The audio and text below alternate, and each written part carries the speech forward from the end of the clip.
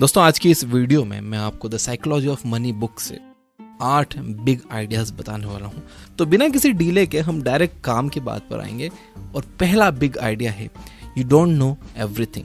हम हमारे एक्सपीरियंसेस के बेस पर कोई भी राय बनाते हैं। थोड़े से एक्सपीरियंस पर कई लोग ये मानने लग जाते हैं कि उन्हें इस दुनिया के बारे में सब कुछ पता है, लेकिन वो ये बात भूल जाते हैं कि दुनिया में 800 करोड़ लोग हैं और हर इंसान की अपनी अपनी अलग राय है और हर कोई अपनी दुनिया में सही भी है।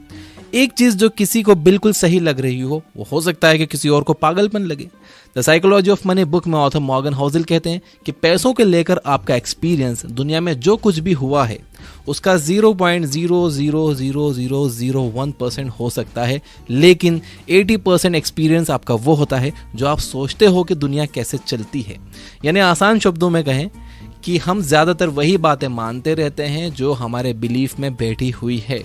जैसे अगर किसी के अंकल को 20 साल पहले स्टॉक मार्केट में नुकसान हो गया था, तो हम ये मान के बैठ जाते हैं कि स्टॉक मार्केट में सिर्फ नुकसान ही होता है। जैसे अगर किसी के मामा को रियल एस्टेट में नुकसान हो गया, तो हम ये मान कर बैठ जाते हैं कि रियल एस्टेट में तो नुकसान ही होता है।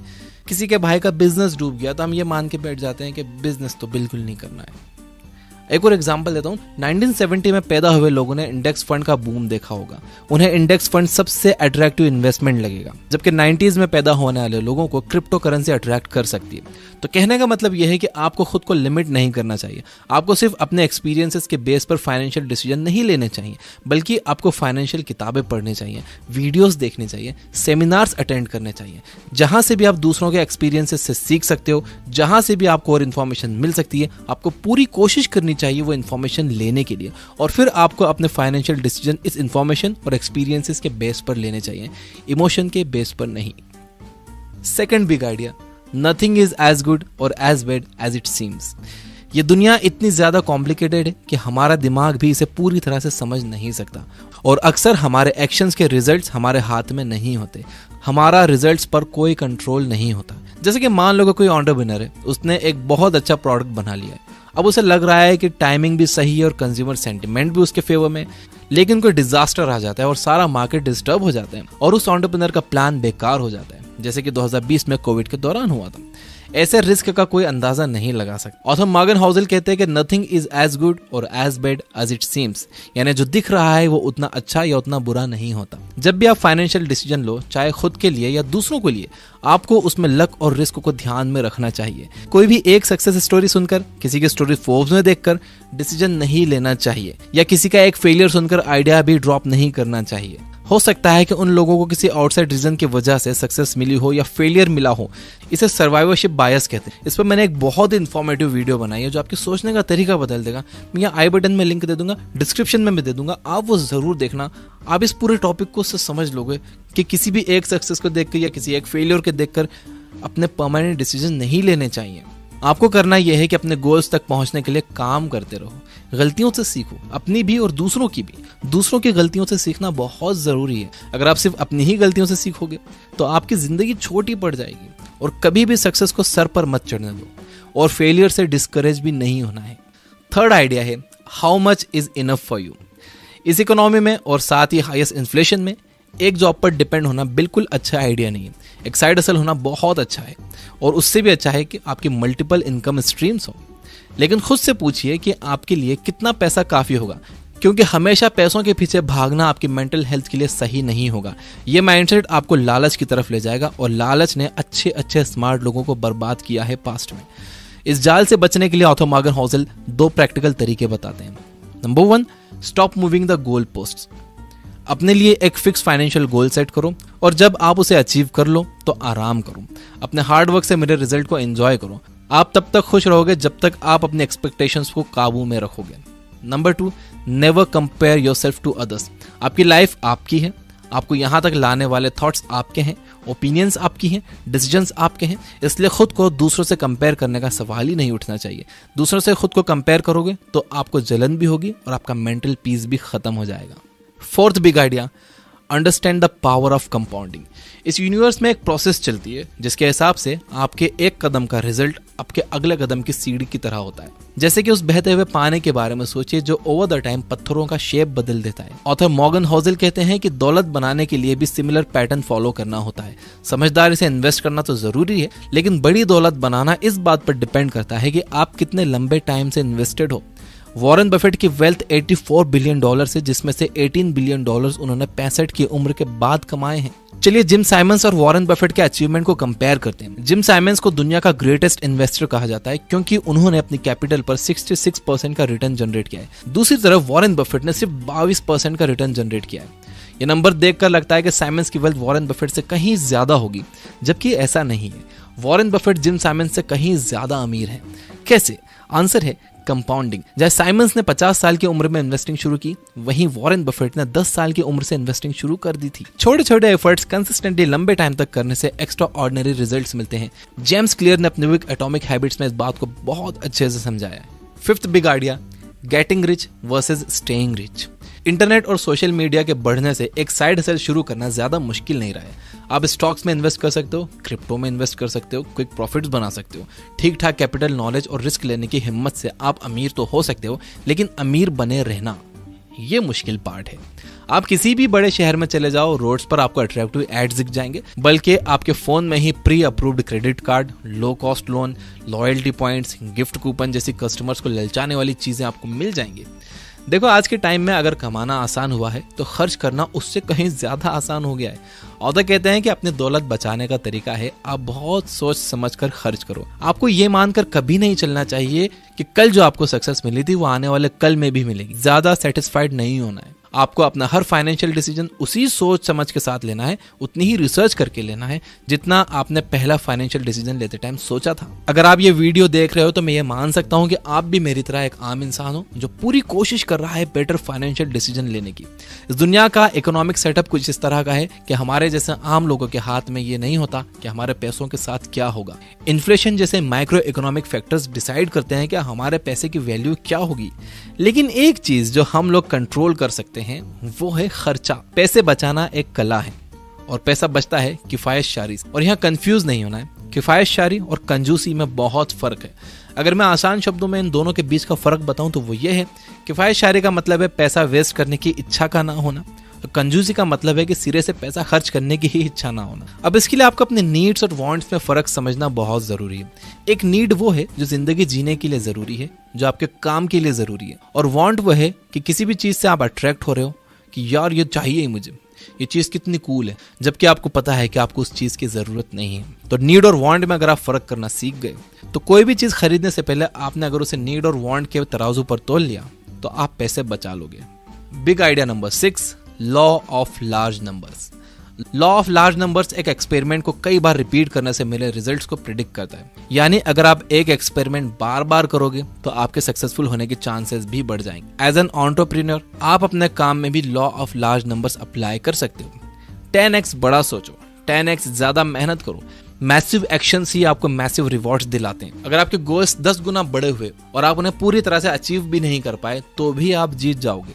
ये बात कही है ग्रांट कार्डोन ने अपनी बुक द 10x रूल्स में। Law of large numbers investment में डाइवर्सिफिकेशन के साथ भी परफेक्टली काम करता है। अगर आपका लार्ज पोर्टफोलियो है तो आप किसी एक स्टॉक पर डिपेंड नहीं रहोगे, उसमें भी आपके जीतने के चांसेस बढ़ जाएंगे, बशर्ते कि आपके पोर्टफोलियो में ठीक ठाक नंबर्स में कंपनियां अच्छा परफॉर्म कर रही हूँ। ऑथर कहते हैं कि आप हाफ ऑफ द टाइम गलत हो सकते हो, फिर भी अच्छा रिटर्न बना सकते हो। यही बात मेरे साथ इन्वेस्टमेंट में सच हुई है। मेरे स्टॉक पोर्टफोलियो में 14 स्टॉक्स हैं, जिसमें से 7 लॉस में चल रहे हैं, और जो बाकी के 7 हैं जो प्रॉफिट में चल रहे हैं, उन्होंने मेरे ओवरऑल इन्वेस्टमेंट का, मेरे ओवरऑल कैपिटल का 40% रिटर्न दिया है। एंड 40% रिटर्न बहुत बड़ी चीज है।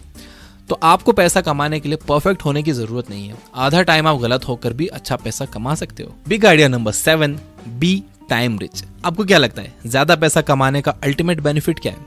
क्या यह फेम है या कुछ भी खरीद सकने की पावर है? ऑथर मॉर्गन होज़ल कहते हैं कि पैसा का ग्रेटेस्ट डिविडेंड है आपका अपने टाइम पर कंट्रोल होना। कई स्टडीज ने यह बात साबित की है कि जो लोग खुद को खुश मानते हैं उनके पास टाइम की फ्रीडम होती है। वो लोग अपनी मर्जी से कहीं भी आ जा सकते हैं, कोई भी काम कर सकते हैं। वो किसी एक चीज से बंधे हुए नहीं होते कि यहाँ रोज 8 घंटे देना ही है। एंड इसलिए पैसा जरूरी है। पैसा होने का मतलब है कि आपके पास लाइफ में ऑप्शंस होंगे। इसका मतलब है कि आपको एक टॉक्सिक वर्क प्लेस में जबरदस्ती बैठना नहीं पड़ेगा। इसका मतलब है कि जब आप अच्छा फील नहीं कर रहे तब भी आपको खुद को काम पर जाने के लिए फोर्स नहीं करना पड़ेगा। ऑथर कहते हैं कि हाईएस्ट फॉर्म ऑफ वेल्थ ये एबिलिटी है कि आप रोज सुबह उठकर ये कह सको कि आज मैं जो चाहूं वो कर सकता हूं। तो सबसे पहले आपका गोल होना चाहिए एक इमरजेंसी फंड बनाने का, यानी इतना पैसा जमा कर लो कि अगर 6 महीने तक आप कोई भी काम ना करो तब भी आप आसानी से सरवाइव कर सको। जब आपके पास ये फंड तैयार हो जाए उसके बाद आप अपने नेक्स्ट स्टेप के बारे में सोचो। उसके बाद आप सोचो कि आपको जॉब छोड़कर कुछ करना है नहीं करना है, उसके बाद आप रिस्क लो। पहले इमरजेंसी फंड बनाना बहुत जरूरी है। अल्टीमेटली आपका गोल आपके अर्निंग को अपनी लाइफ के साथ जोड़ने का होना चाहिए, यानी एक ऐसी लाइफ जिसमें आपका अपने टाइम पर कंट्रोल हो। यानी आपका गोल होना चाहिए इस तरह से पैसा कमाने का कि जिसमें आपका अपने टाइम पर कंट्रोल हो, यानी आपको अपने काम में पूरे टाइम नहीं लगा रहना पड़े, आपको काम करने रोज नहीं जाना पड़े। याद रखिए कि सिर्फ बेशुमार पैसा कमाना काफी नहीं है, आपके पास उसके रिटर्न्स एंजॉय करने के लिए टाइम भी होना चाहिए। बिग आइडिया नंबर 8, ये आइडिया मैंने अपने पर्सनल चैनल पर भी थोड़े दिन पहले बताया था। Luxury is normal. आपने सड़क पर कई बार कोई शानदार स्पोर्ट्स कार देखी होगी। अब जरा आप ये याद करने की कोशिश करो कि उस कार को जो इंसान चला रहा था क्या वो आपको याद है। 99% चांसेस है कि आपको बस अपना एक्साइटमेंट याद होगा कि आप उस कार को देखकर कितने एक्साइटेड हुए थे, लेकिन उस कार को कौन चला रहा था ये आपको बिल्कुल याद नहीं होगा। Luxury items definitely eye catching होते हैं और यही उनका पर्पस भी होता है। ऑथर कहते हैं कि आप अपने लग्जरी आइटम से जितने इंप्रेस होते हो उतना और कोई इंप्रेस नहीं होता। ऑथर कहते हैं कि आपको लगता है कि लोग आपका लग्जरी आइटम देखकर आपसे इंप्रेस हो रहे हैं, जबकि आपसे इंप्रेस कोई नहीं होता। डे टू डे लाइफ में आपको एक कार की जरूरत होती है, सिर्फ किस लिए? पॉइंट ए से पॉइंट बी जाने के लिए। एक नॉर्मल कार भी आपको पॉइंट ए से पॉइंट बी ले जाएगी और एक फेरारी भी सेम काम करेगी। फर्क यह है कि फेरारी के लिए बहुत ज्यादा पैसा लगता है और उसे मेंटेन करने के लिए और भी ज्यादा पैसा लगता है। सारे स्टेटस सिंबल सेम होते हैं, टेम्पटिंग होते हैं, बट अल्टीमेटली पॉइंटलेस होते हैं। आपको ये बात याद रखना होगी कि लग्जरी आइटम्स एक्चुअल में लाइबिलिटीज हैं, एसेट्स नहीं। ये चीजें आपकी जेब से पैसा निकालती हैं, डालती नहीं है। ऑथर कहते हैं कि गरीब होने का सबसे आसान तरीका है कि अमीर होने का दिखावा किया जाए। अब इसका मतलब ये बिल्कुल नहीं है कि आपको लग्जरी कार्स बिल्कुल ही नहीं खरीदने चाहिए। रैपर जेजी ने एक बड़ी अच्छी बात कही है कि अगर आप किसी चीज को 2 बार नहीं खरीद सकते तो इसका मतलब यह है कि आप उसे अफोर्ड नहीं कर सकते। एक और रूल है the 30 day rule. I don't know ये किसने बनाया। इसके हिसाब से अगर किसी चीज को खरीदने के लिए आपका दिल ललचाए तो आपको 30 दिन रुक जाना चाहिए। 30 दिन के बाद भी आपको अगर उसकी जरूरत महसूस हो कि यार बिना उसके काम नहीं चलेगा, तो वो चीज आपको ले लेनी चाहिए। और ये जितने भी लग्जरी आइटम्स हैं इसको आपने अपनी पैसिव इनकम से लेना चाहिए। आपको अपनी एक्टिव इनकम लगाना चाहिए काम पर, यानी कि आप उन पैसों से आपको और पैसा बनाना चाहिए और जो पैसा उससे बन रहा है आपको उनसे अपने ये खिलौने खरीदने चाहिए। आपको कभी भी अपनी एक्टिव इनकम इन चीज़ों में नहीं लगाना चाहिए और आपको हमेशा ये चीज़ें अपने बिजनेस अकाउंट से खरीदनी चाहिए ताकि आपको इस पर डेप्रिसिएशन मिले। आपका टैक्स बचता है इससे। इन चीज़ों से अमीर अपना टैक्स बचाते हैं। आपको लगता है कि वो दिखावा कर रहे हैं जबकि वो अपना टैक्स बचाते हैं। तो ये थे 8 big ideas from the book the psychology of money.